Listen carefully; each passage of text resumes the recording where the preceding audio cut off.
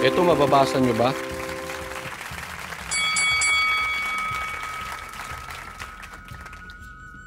Ito ay pinost ng balita sa kanilang Facebook page.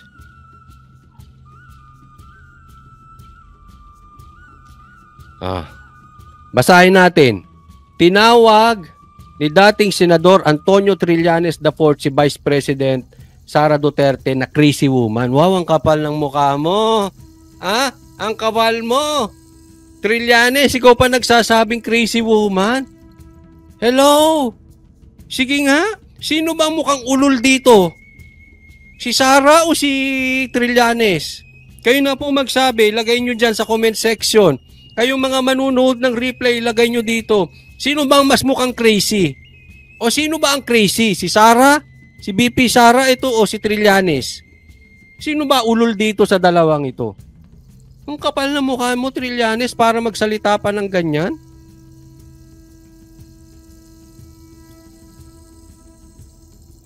At dapat nang umanong patalsikin sa pwesto matapos nitong sabihin siya ay designated survivor. At hindi dadalo sa State of the Nation address ni Pangulong Ferdinand Bongbong Marcos Jr.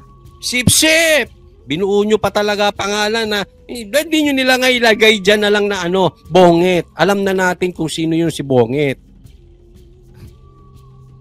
Diba? Tindi na ito, Pinai-impeach? Hinggil sa pahayag ni Vice President Sara Duterte na siya ay designated survivor at hindi dadalo sa SONA, it is time to impeach this crazy woman. May hashtag pa. Anong ibig sabihin nito? Hashtag na ito. Ipinakakalat nila yan. Impeach Sara. Kaya may pa-hashtag. Gusto nilang ito maging number 1. Hashtag siguro sa Facebook, sa TikTok, o kung saan pa man. Impeach Sara. Gago! Kaliwat kanan kayong gago. Ba't yan ang ipa-impeach nyo? Ang ganda ng ginagawa. Yung presidente natin, anong ginagawa? Wala kang sinasabi? Ang kapal na mo. Mga banateras, naiintindihan nyo ba yung ginagawa nitong loko-lokong to si Trillanes? Karamihan nga ng DDS ang gusto ma-impeach si Marcos. Ito naman, si Sara naman ang ini-impeach. Gustong pa-impeach.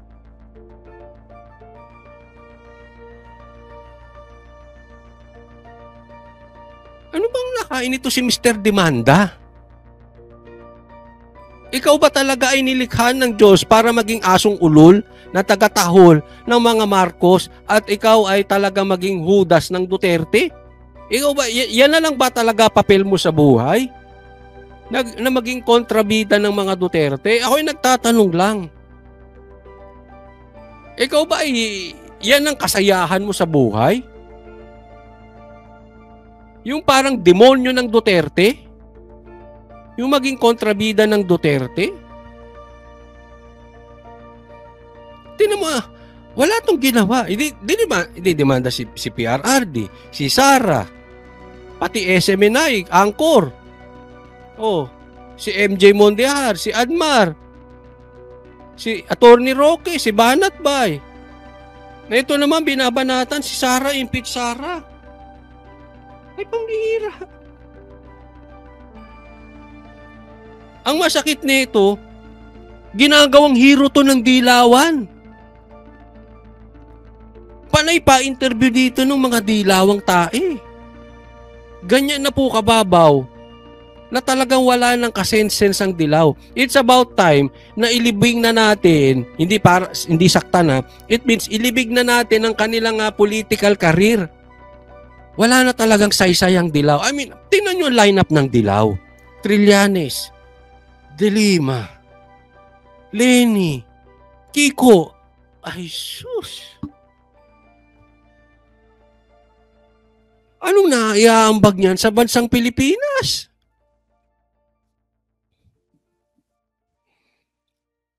Puro panggulo tong mga ito. Sabi ni Adilo, naglabasan na uli ang mga talunan, di ba? Yung pa-ek-ek kanina ni Kiko. biglang lumabas. Ano, magdidemanda ka, Kiko? Balita ko may dinimanda kang vlogger eh. Magdidemanda na naman kayo?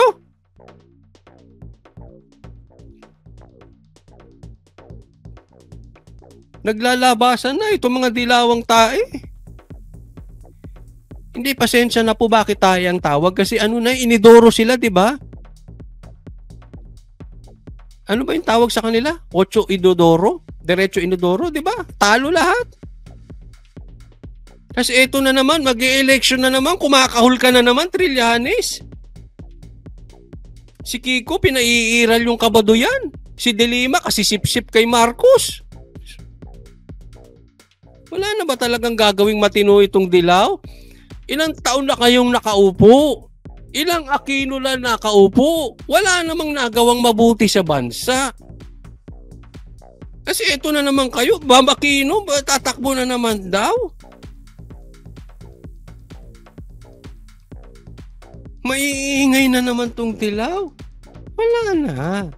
Alam mo, minsan, mas magandang tanggapin yung masakit kesa maniwala ka doon sa isang bagay na malayo sa katotohanan. O halimbawa, yung ex, mabalik na naman tayo sa mga ex. Pag ayaw sa inyo, ayaw na sa inyo. Huwag ka nang habol ng habol. Ganito rin sa mga politiko.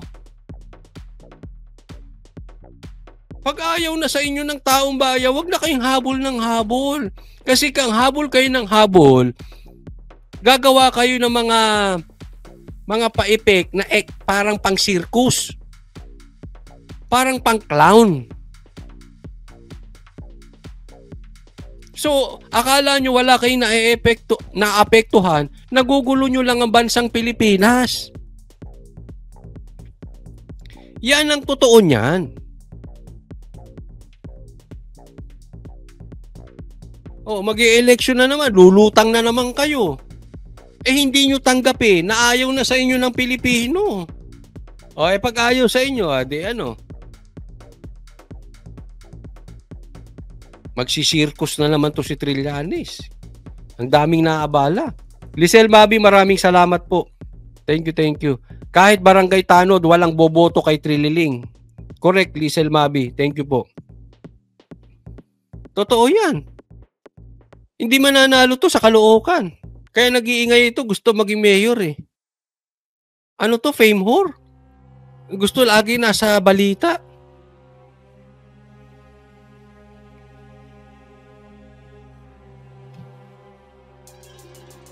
Sabi dito, parang mga zombie na buhay na naman sila. Oo, di ba? Di ba ang tae, pag plinas mo, doon na yun. Ba't dilo? Pag kinalkal mo pa yun sa Poso Negro, mabaho na yun. Ay, sorry po sa mga kumakain ha. Di ba plinas na tong mga ito? Binaon na ito eh. Binaon na ang political career nito. Talo ng Bam Aquino, wag ka na namang umepal-epal.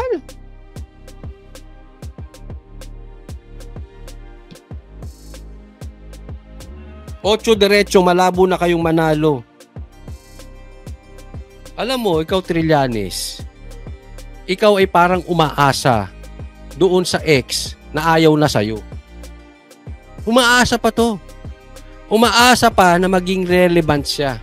Umaasa pa na mananalo. Umaasa na gusto siya ng Pilipino. Ayaw na sa'yo ng Pilipino, maniwala ka. Ha? Ako ang kauna-unahang tatawa pag natalo ka diyan sa pagiging mayor sa Caloocan.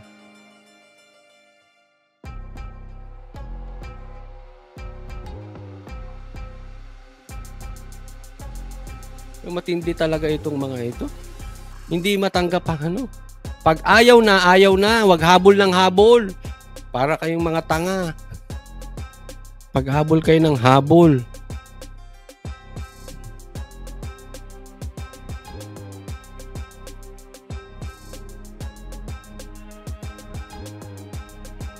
Sabi ni Gina, di lawan tae, wag na kayo mangarap manalo 8 inido. Kasi lalo lang kayo mapapahiya.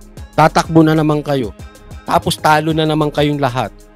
Dahil sa pangarap ninyo at hindi nyo matanggap ang katotohanan, sumisip-sip kayo sa bangag administrasyon. Oh, ano mangyayari sa atin? 'Di ba?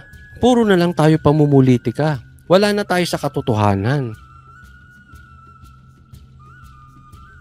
Kaya sasabihin nyo, ba't nyo kinukontra? Hindi, kasi nakakasama po itong mga ito.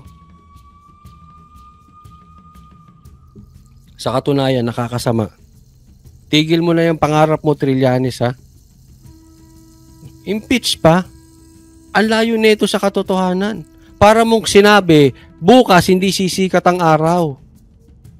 Malabo mangyari. BP Sara, ipapa-impeach mo? Ang lakas-lakas niyan. Nabuang ka ba? Tingnan natin, meron pa ba?